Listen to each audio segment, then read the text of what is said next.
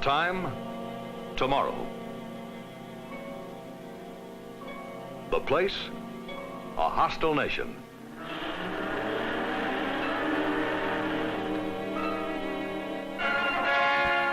The weapons, intercontinental range ballistic missiles in hardened sites.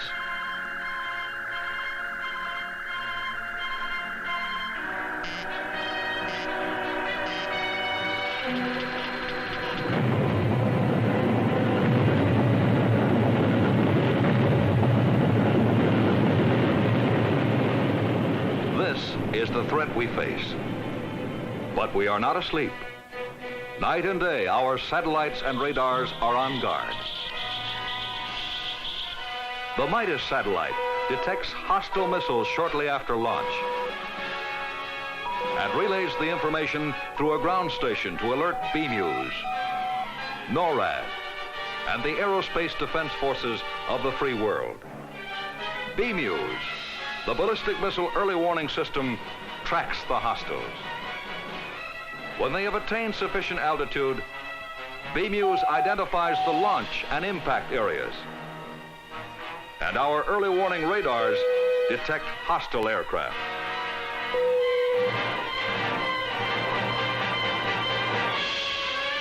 Their intelligence is sent to the North American Air Defense Command, the Strategic Air Command, and the Pentagon by landline, radio, and communication satellites, transmitting information that the unknown missiles are hostile. Orders go out to launch our striking force of supersonic bombers, intercontinental and air-launched ballistic missiles, and to defend ourselves with supersonic interceptors, missiles, and anti-missile missiles.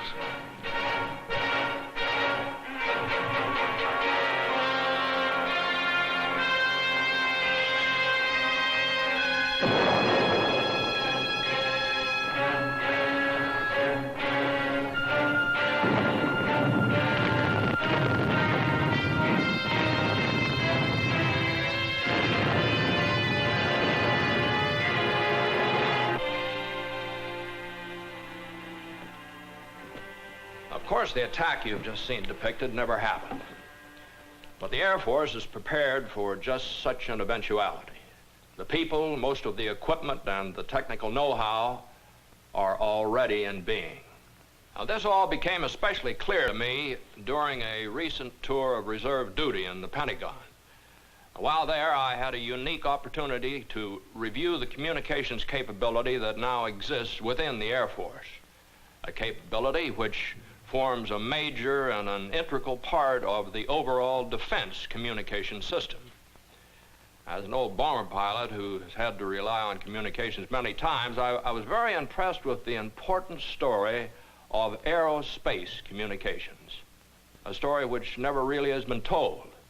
And that's why I'm here today, to help pass on this fascinating story as seen through the eyes of a reserve officer, and to show you that only through communications is effective command and control possible.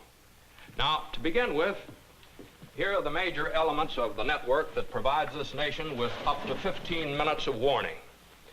There's the DEW line, the Mid-Canada line, and the Pine Tree line to warn of hostile aircraft. BMEWS, the ballistic missile early warning system in Alaska, Greenland, and Great Britain. Plus, in the near future, additional minutes of warning from the detection satellite known as Midas. These are augmented by radar-equipped picket ships and radar early warning aircraft. All of them feed intelligence of various kinds into NORAD, the North American Air Defense Command. For the continental United States, our most advanced system to control the air battle against the manned bomber is SAGE, Semi-Automatic Ground Environment, which evaluates all information electronically and displays it at various locations for the guidance of our interceptors and missiles.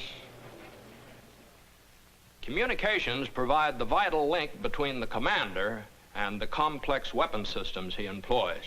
Now, let me show you just how vast the Air Force communication system is. These are the worldwide Air Force installations that must be linked together by the Air Force Communications Service. To do this tremendous job, the Communications Service operates AIRCOM, the USAF Aerospace Communications Complex, which is a component part of the Defense Communications System. Now, here are some of the major networks which comprise that complex. Air Communications Net for administrative operations, Combat Logistics Net for logistical support, Weather Net for dissemination of weather data, Air Operations Net for control of air traffic, and the Strategic Air Command Alerting Net. You know, a SAC commander once said, "Without communications, the only thing I can command is my desk." And that's not a very lethal weapon. And he was right. But with communications,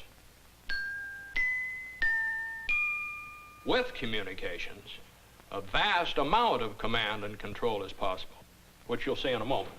But now let's begin with something basic. We use many forms of communication, including the ordinary pneumatic tube and the teletype that sends a message thousands of miles by cutting a perforated tape and transmitting it to our automatic relay system. By this means, the same message may be transmitted as many times and to as many locations as desired. Now, here's something a little more spectacular. It's quite a piece of equipment. This is long-range radio used for command of airborne forces. Get this thing fired up. It's in the 14 megacycle band. There. Now, I'm going to talk to the pilot of a SAC B-58 flying at 50,000 feet above the Mediterranean. Ready? Jolly Jack, this is Green Tree Alpha. Jolly Jack, this is Green Tree Alpha. Over. Green Tree Alpha, this is Jolly Jack. Over. Roger, Jolly Jack. Green Tree Alpha for comm check. You're 5x5 here. Over. Loud and clear here. Roger. Thank you, Jolly Jack. Green Tree Alpha out. This and that.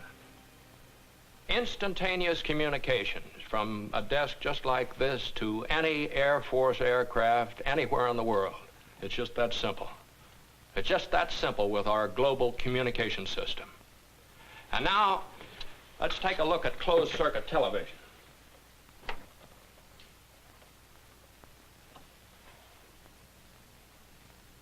Here's up-to-the-minute global weather, as shown on the world weather map at Weather Central.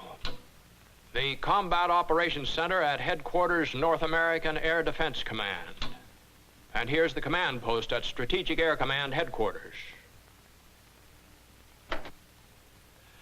Now, the equipment you've seen, the television, radio, telephone, and intercom, and others that you may not have seen, weather facsimile, data computers, voice recorders, telemetry, data link, communications rockets, undersea cables, and high-powered radio antennas. All of these and many more are operating 24 hours a day as a part of our deterrent force. Now, in just a moment, at exactly 1800 hours Zulu time, you'll see how all the members of the Air Force Communications electronics team would work together as a unit if a full-scale alert were to take place. To demonstrate this, we will assume in this instance that only a few people in the top echelons know that this alert is actually a test exercise. To the rest of the people you see here, what is about to happen could be the real thing. the beginning of a life and death struggle between our country and a hostile force. 1,800 hours. The first sign of trouble shows at the NORAD Combat Operations Center on the missile display panel from the Midas satellite. 2 missiles have been fired from the North Pacific and 2 more from the North Atlantic. Sir, there are 4 missile launches shown in our Midas screen with impact areas unknown. Okay, we'll assemble the battle staff, implement Coca-Cola, and I'll call the Commander-in-Chief. Okay.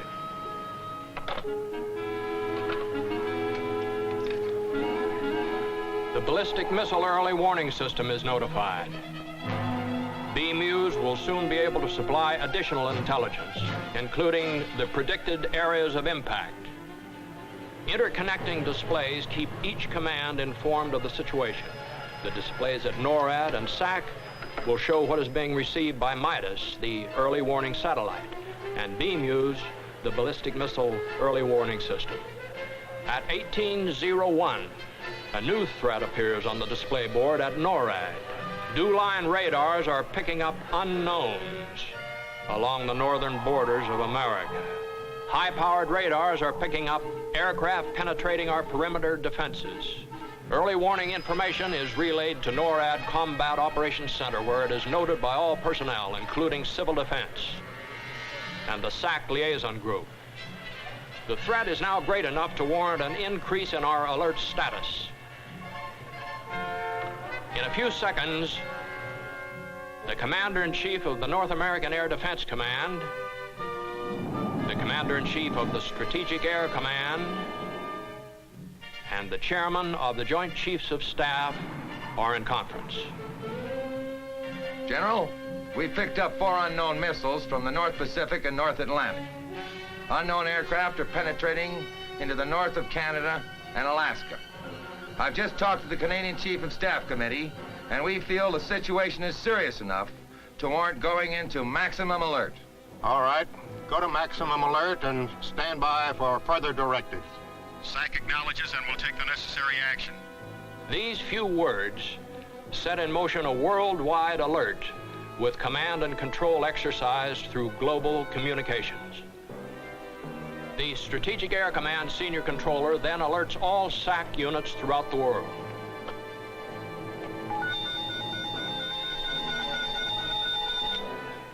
This is Bandbox. All stations prepare to copy. The code words are followed by a pause, during which the warning system alerts all SAC bases. Foxtrot 2-4. Delta 0926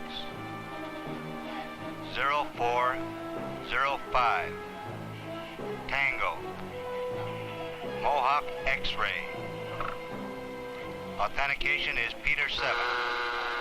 I repeat. And SAC crews everywhere immediately react.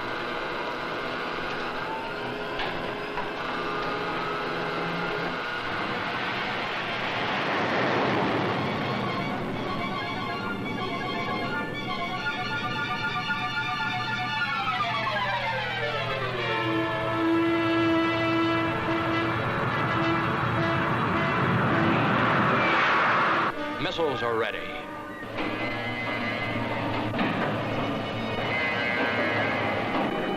SAC aircraft already airborne, and the airborne command post received the alert order. Mohawk X-ray. Authentication is Peter 7. All stations acknowledge at the count of 5. 1, 2, 3, 4, 5. SAC Airborne Commander acknowledges.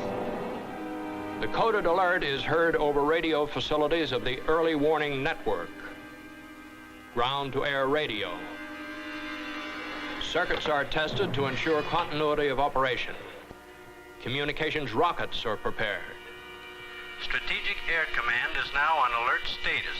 Communications will assume battle staff configuration. The underground has now been sealed. In the SAC Communications Center, the alert warns personnel to cease transmission of all but essential traffic. At the Air Force Command Post in the Pentagon, Simultaneously with the red phone announcement, the senior operations officer will alert commanders throughout the world. Stand by, sir, for an emergency conference. I repeat, stand by for an emergency conference. This is the Air Force Command Post. Authentication is earthquake. Please acknowledge your presence in conference as your command is called. Commander-in-Chief, Pacific. SyncPac here. This is SyncUR. SyncLant acknowledges. This is Sync L. Sync Nav, you're here. This is SyncCarib. Sync NORAD acknowledges. Sync SAC acknowledges. This is Blastoff. Open your sealed instructions number 979.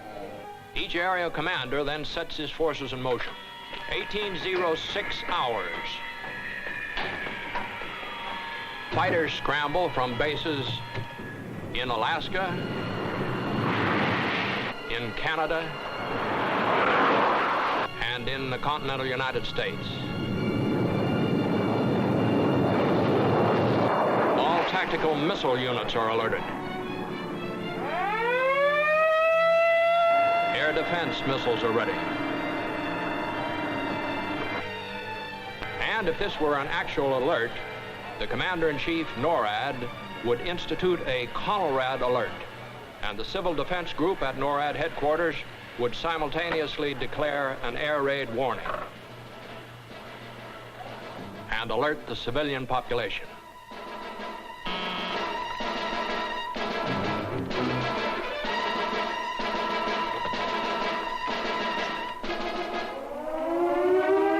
This is a CONELRAD alert.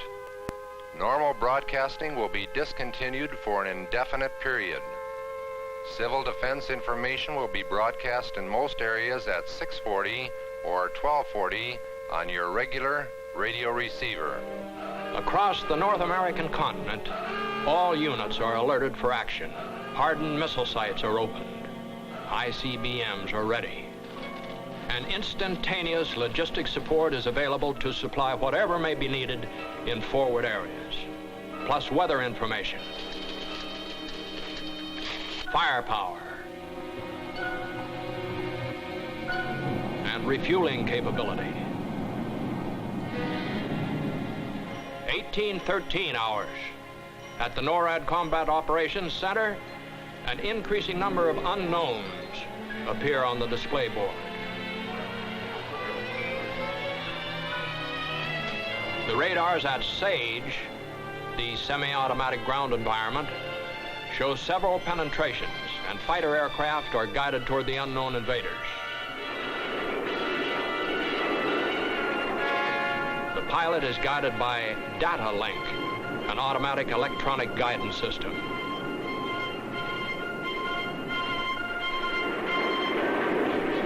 "1815 hours. The unknown missiles are now being tracked by our ground electronic system. The impact points predicted by BMUs, South Atlantic and South Pacific, are posted on the missile display boards at NORAD and SAC. They are friendly, missiles fired as part of the exercise. But the aircraft are still unidentified, and they are more numerous than before. However, visual contact will soon be made by our interceptors. Have them in sight. Contrails at 15 miles. At the same time, the SAC force is ready to strike in hostile territory if the alert proves to be an attack. Some of these aircraft will need fuel to retain their long strike capability. Bomber and tanker rendezvous points have been predetermined. Navigator from Boomer. Have him in sight. Roger, Boomer. Bring him in. 410. Up 5. Bomber contact. Another example of command and control through communications. But until the unknowns are identified, no one can relax for an instant. The progress of the unknowns is closely followed.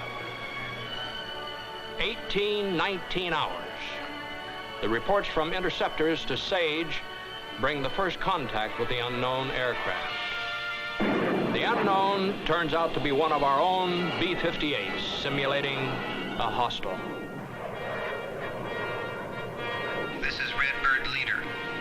target is USAF B-58, tail number 07462. Unknown target is USAF B-58, tail number 07462. Smoky 2. Unknown target is tanker KC-135. Tail number 95100. Roger, Redbird leader. Aircraft confirmed as friendly. Break. Roger, Smoky 2, Blackjack 3, and Skyway leader. Aircraft all confirmed as friendly. SAGE relays the information to NORAD as one by one the unknowns prove friendly. At NORAD, the display board shows a diminishing number of unknowns. Unknowns are proved friendly on the Pacific coast, Atlantic coast, over Canada, Newfoundland, and Alaska. 1845 hours, 45 minutes after the alert exercise began, the Air Force Command Post calls it off. This is the Air Force Command Post. Exercise blast-off is terminated at 05/1845 Zulu.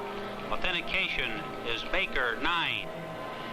Commander-in-Chief advises, terminate your air defense emergency and notify all units. I repeat, Commander-in-Chief advises, terminate your air defense emergency and notify all units. NORAD now relays the cancellation to all air defense units. Interceptors are recalled to base. Defense missiles are returned to normal. The Civil Defense Liaison Group at NORAD takes action to cancel the civilian alert. At SAC headquarters, SAC aircraft are recalled and missiles are returned to normal.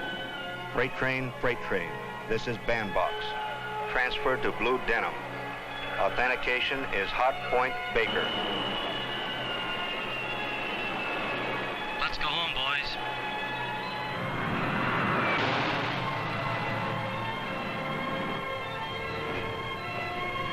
Overseas commands recall their tactical aircraft. Domino, this is Pembroke Control. All aircraft return to your bases.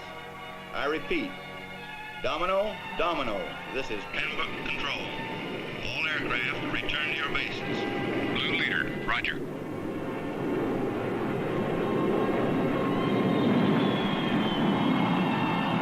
The alert is over and the aircraft return to their bases. We have proved that we're ready to defend the country. We have shown that only through communications can we have positive command and control of our weapon systems. We have shown that communications are, in truth, the reins of command. Now, looking to the future, we'll see a continuing priority on satellite systems for warning and reconnaissance and communications. They can make a great contribution to the overall national deterrent posture. But warning and reconnaissance systems are of little value without reliable communications and automatic data processing systems capable of analyzing and transmitting their intelligence to the people who command our aerospace forces.